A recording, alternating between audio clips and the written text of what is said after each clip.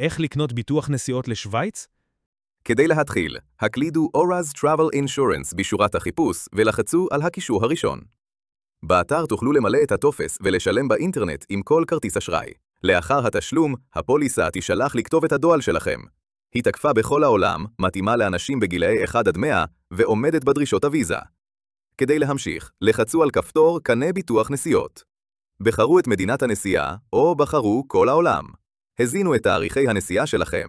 בחרו את סכום הכיסוי בדולרים או ביורו. בחרו את סוג הנסיעה שלכם. תוכלו גם לבחור ביטוח שנתי, כיסוי לגולים או אפשרות אם אתם כבר מטיילים.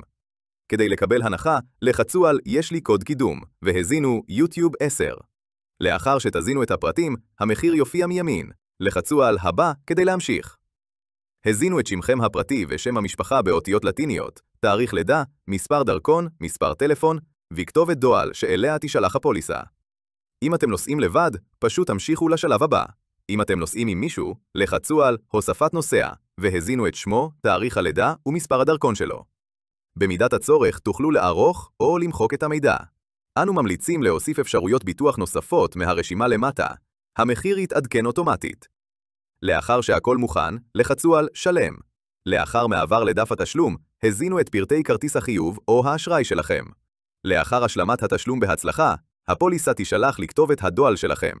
אם הדואל לא מופיע בתיבת הדואר הנכנס שלכם, בדקו את תיקיית הספאם שלכם. תוכלו לבדוק את תוקף הפוליסה על ידי סריקת קוד ה-QR. מזל טוב, רכשתם בהצלחה ביטוח נסיעות.